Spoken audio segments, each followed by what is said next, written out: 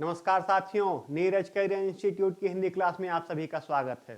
साथियों, आज हम जो प्रश्न पत्र हल करवाएंगे 18 फरवरी 2024 को द्वितीय पाली में आयोजित हुई उत्तर प्रदेश पुलिस भर्ती परीक्षा के हिंदी प्रश्नों को हल कराएंगे। देखिए, इसका पहला प्रश्न बिना किसी भूमिका के सीधे आते हैं हम।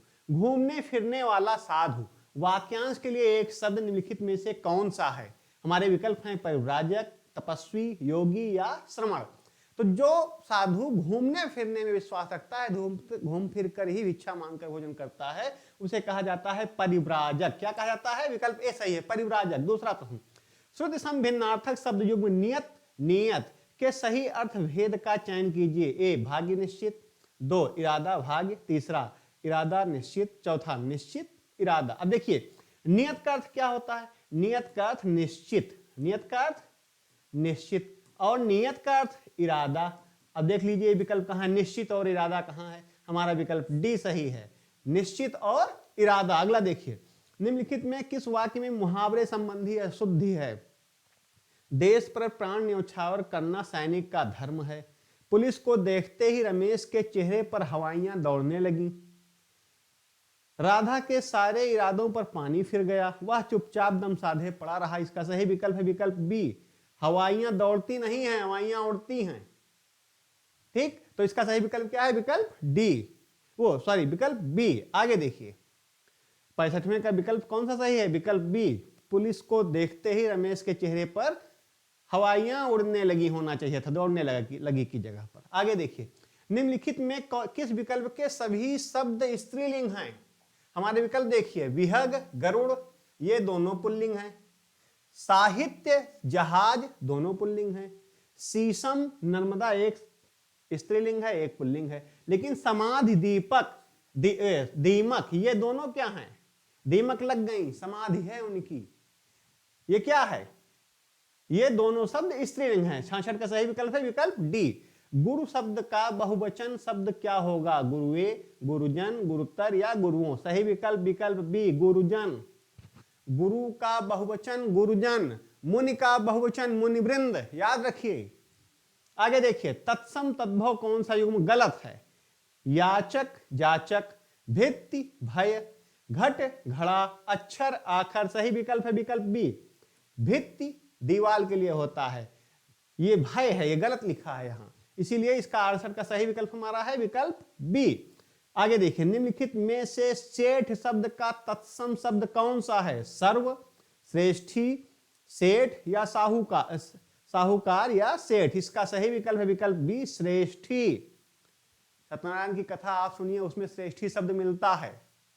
जो साहूकार है कथा में, उसके लिए श्रेष्ठी शब्द का संस्कृत में प्रयोग किया गया है। ध्यान देकर सुनिए, उसमें आपको पता लगेगा। आगे देखिए, निम्नलिखित में से सरस्वती शब्द का पर्यायवाची कौन सा नहीं है? बागेश्वरी, भारती, शारदा या कामिनी।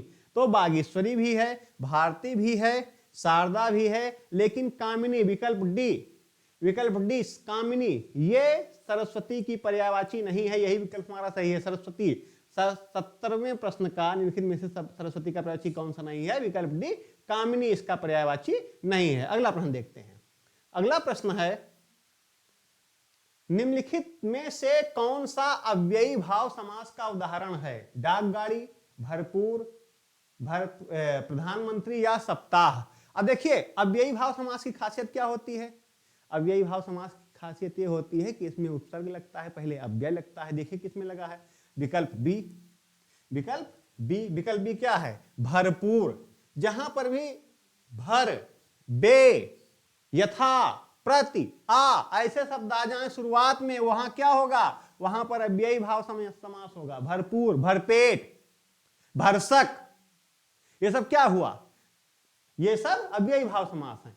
तू, तुम, तेरा आदि हिंदी में कौन से पुरुषवाचक सर्वनाम हैं? उत्तम पुरुषवाचक, सर्वोत्तम पुरुषवाचक, मध्यम पुरुषवाचक या अन्य पुरुषवाचक। इसका सही विकल्प है विकल्प बी, मध्यम पुरुषवाचक। उत्तम पुरुषवाचक क्या होता है? मैं, हम, तू, तुम, आप, ये सब क्या है? ये सब मध्यम पुरुष। अन्य में क्या है? वह, वे, ये सब क्या है?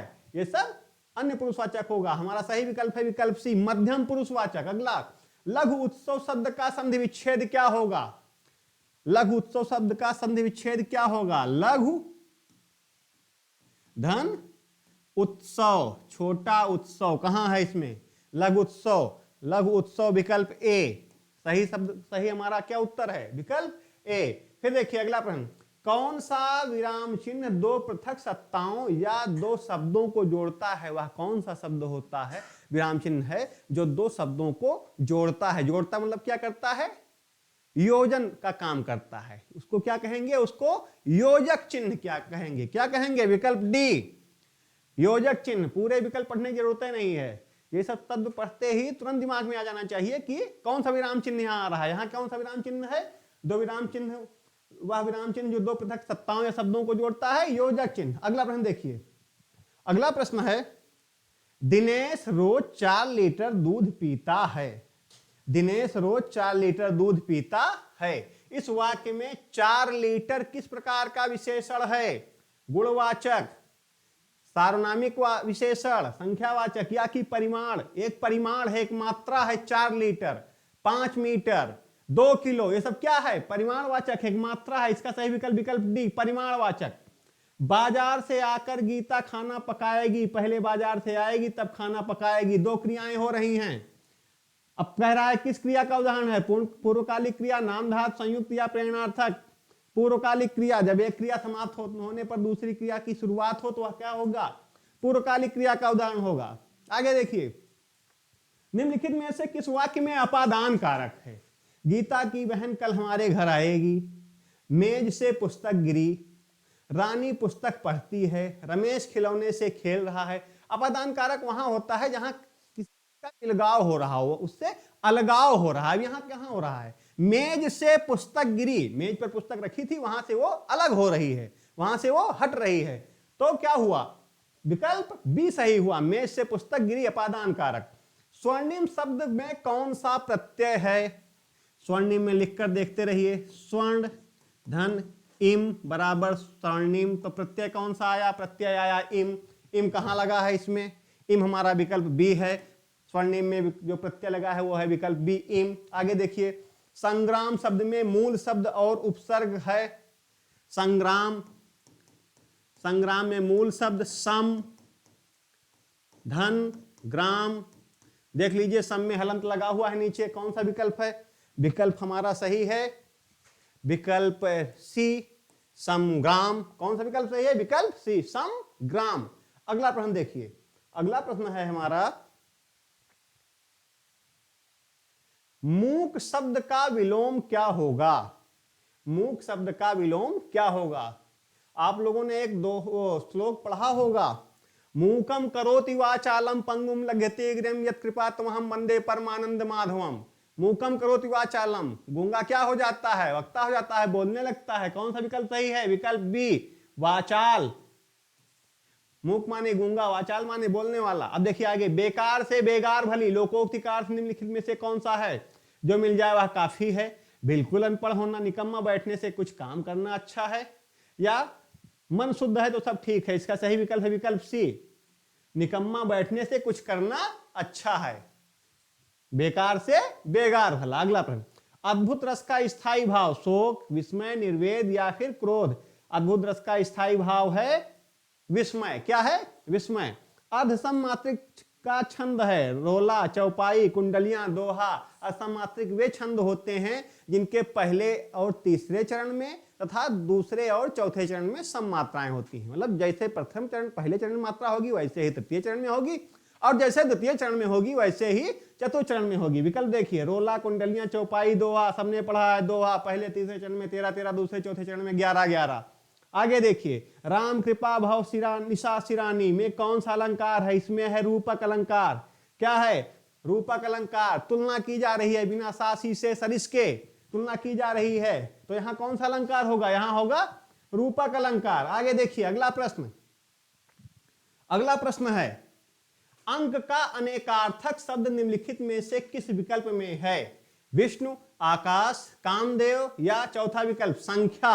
अंक, अंक से हमारा तात्पर्य यहां पर जो अनेकार्थक शब्द है वह संख्या है। क्या है? संख्या। विकल्प डी। पिताजी तीर्थ यात्रा पर जाएंगे। पिताजी तीर्थ यात्रा पर जाएंगे। यह वाक्य किस काल का है, यहीं से पता लग गया। अगर जाएंगे, जाऊंगा, जाएंगी, जाएगा जैसे शब्द आए तो वो भविष्य काल के उदाहरण होते हैं। यहां क्या है, यहां ये सामान्य भविष्य काल का उदाहरण है। विकल्प ए सही है। मुझसे पत्र लिखा गया, सही सही अगर लिखा जाए तो क्या लिखा जाएगा, सही सही अगर इसको लिखा जाए तो इसको लिखा जाएगा, मुझसे पत्र लिखा गया को मेरे द्वारा, अगर इसी भाषा में लिखा जाए तो लिखा जाएगा मेरे द्वारा पत्र लिखा गया। और जैसे द्वारा मिल जाए, कुछ नहीं सोचना विचारना है, वो क्या हो जाएगा, वो हो जाएगा कर्मवाच्य। विकल्प डी। 87वां प्रश्न, मुझसे पत्र लिखा गया, वाक्य में कौन सा वाच्य है, वाच्य में कर्मवाच्य है। अगला देखिए, घाव पर नमक छिड़कना मुहावरे का अर्थ बताइए। घाव पर नमक छिड़कना मुहावरे का अर्थ बताइए। पुरानी बातें दोहराना, दुखी को और अधिक दुखी करना, या फिर घाव पर नमक लगाना, या किसी का मजाक उड़ाना।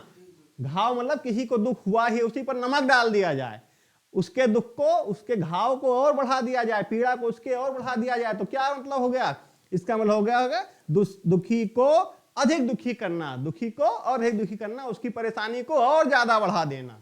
क्या है, घाव पर नमक छिड़कना। विकल्प बी सही है। अगला प्रश्न देखिए, अगला प्रश्न है, एक गद्यांश है, पहले पढ़ा जाए उसको। हंसी भीतरी आनंद का बाहरी चिन्ह है। जीवन की सबसे प्यारी और उत्तम से उत्तम वस्तु एक बार हंस लेना तथा शरीर को अच्छा रखने की अच्छी से अच्छी दवा एक बार खिलखिला उठना है। एक बार हंस दीजिए, जान ली सबसे अच्छी दवा आपको मिल गई। पुराने लोग कहा गए हैं कि हंसो और पेट फुलाओ, मोटापा ना बढ़ाओ, पेट फुलाओ केवल।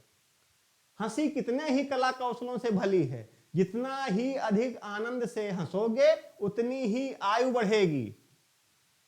कहा जाता है कि एक शोध है कि जब आप हंसते हैं तो 17 मांसपेशियां सक्रिय होती हैं, और जब आप क्रोध करते हैं तो 43। तो इससे सबसे बचा जाए, जितना ही अधिक आप आनंद से हंसेंगे उतनी ही आयु बढ़ेगी। एक यूनानी विद्वान कहता है कि सदा अपने कर्मों पर खींचने होना था, खींचने वाला हेरिक्लेस बहुत कम जिया, पर प्रसन्न मन डेमाक्रिटस 109 वर्ष तक जिया। हंसी खुशी ही का नाम जीवन है, जो रोते हैं उनका जीवन कैसा है, उनका जीवन व्यर्थ है। कभी कहता है, जिंदगी जिंदा दिली का नाम है, मुर्दा दिल खाक किया करते हैं। अगर जिंदा दिल है तो जिंदगी है, और अगर वैसे ही है मुर्दा दिल तो आपका जीना कोई जीना नहीं है। प्रश्न पर आइए, अभी देखिए आगे भी है इसमें। मनुष्य के शरीर के वर्णन पर एक विलायती विद्वान ने एक पुस्तक लिखी है। उसमें वह कहता है कि उत्तम सुअवसर की हंसी उदास से उदास मनुष्य के चित्त को प्रफुल्लित कर देती है। क्या करती है, उदास से उदास मनुष्य के चित्त को प्रफुल्लित कर देती है। आनंद एक ऐसा प्रबल इंजन है कि उससे शोक और दुख की दीवारों को ढहा सकते हैं।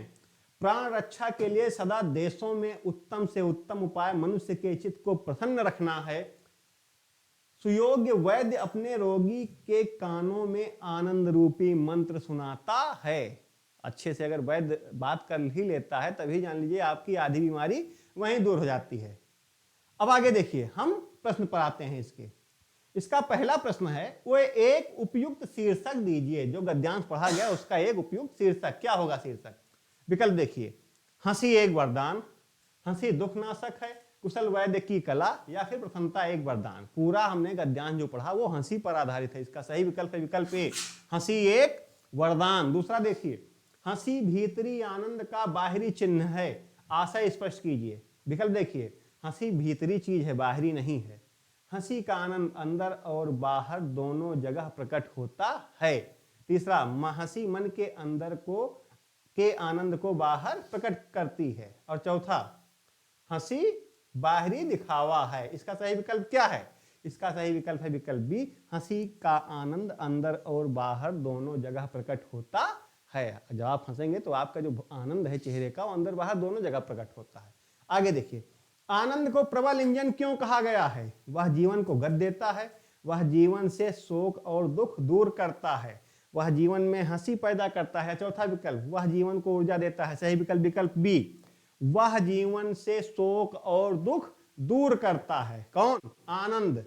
आनंद को इसीलिए प्रबल इंजन कहा गया। आगे देखिए, सुयोग्य वैद्य रोगी के लिए क्या करता है? अच्छा डॉक्टर रोगी के लिए क्या करता है?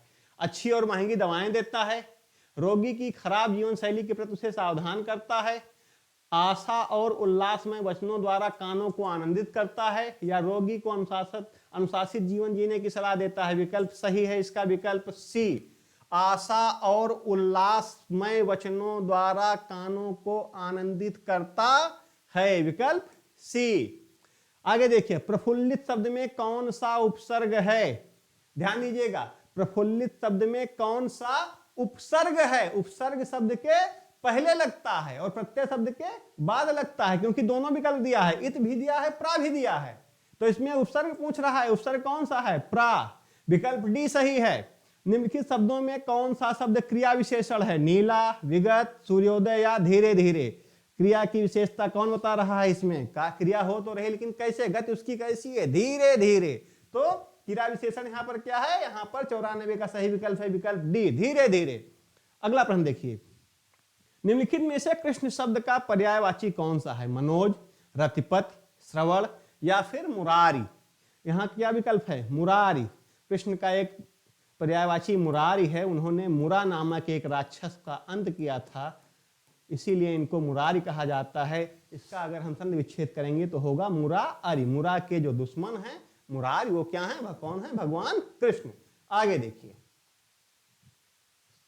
श्रुति संभिन्नार्थक शब्द पानी और पाड़ी का अर्थ निम्नलिखित में से कौन सा है?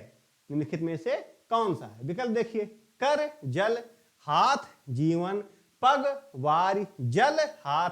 अब पानी, पानी का अर्थ क्या होगा? पानी का अर्थ होगा जल, और पाड़ी का अर्थ हाथ। पाड़ी ग्रहण संस्कार शब्द यहीं से बना हुआ है, इसी पाड़ी, पाड़ी का मतलब हाथ, कर, यहीं से बना हुआ है। अब जल और हाथ कहां है? जल और हाथ है, विकल्प डी। कौन सा विकल्प सही है? विकल्प डी। आगे देखिए, जो सदा दूसरों पर संदेह करता है, इस वाक्यांश के लिए सही शब्द निम्नलिखित में से कौन सा है? झगड़ालू, शंकालु, ईर्ष्यालु या दयालु। शंका करने वाला, संदेह करने वाला, शंकाल, विकल्प बी। काम सूत्र निम्नलिखित में से किसकी रचना है? भरतमुनि, बाणभट्ट, वात्स्यायन या कौटिल्य। काम सूत्र रचना है वात्स्यायन की। आगे देखिए, निम्नलिखित में से संत कबीर की कृत कौन सी है? मृगावती, सुरसारावली, यामा या बीजक। कई बार पढ़ाया गया है, कौन सी कृत है इसमें? कबीरदास जी की। कबीरदास जी की कृति है बीजक। आखिरी प्रश्न देखिए, आखिरी प्रश्न है, मैथिली भाषा के प्रसिद्ध कवि कौन है? विद्यापति, बिहारी लाल, जायसी या तुलसीदास। सही विकल्प है विकल्प ए, मैथिली भाषा के प्रसिद्ध कवि हैं विद्यापति। कौन से हैं? विद्यापति। जायसी, बिहारी और तुलसीदास ये किस भाषा के हैं? ये हैं अवधी के। ये भी जानते रहिए। इस तरह हमने 18 फरवरी 2024 को द्वितीय पाली में आयोजित हुई उत्तर प्रदेश पुलिस भर्ती परीक्षा के हिंदी प्रश्नों को हल कराया। आप लोग इन्हें देखिए, इनसे अपने प्रश्नों को मिलान कीजिए। आप एक अंदाजा लगा सकते हैं कि हिंदी में मेरा कितना अंक बन रहा है। उसी के आधार पर आप ये भी अंदाजा लगा सकते हैं कि आप पुलिस भर्ती परीक्षा में जो आपने प्रश्न पत्र हल किया है उसमें कितने प्रश्न हल किए हैं, आप कितने नंबर पा सकते हैं। आप हमारे ऐसे ही वीडियो देखने के लिए हमारे YouTube channel Neeraj career institute को लाइक कर लीजिए, उसे सब्सक्राइब कीजिए और अपने दोस्तों के साथ शेयर कीजिए। साथ ही साथ आप हमारे एप्लीकेशन नीरज करियर इंस्टीट्यूट पर साइन कीजिए। साइन अप करके आप वहां पर भी हमारे इससे जुड़े आंसर कीज भी अलग से अलग और वीडियोज भी पा सकते हैं। तब तक के लिए आप सभी को बहुत बहुत धन्यवाद।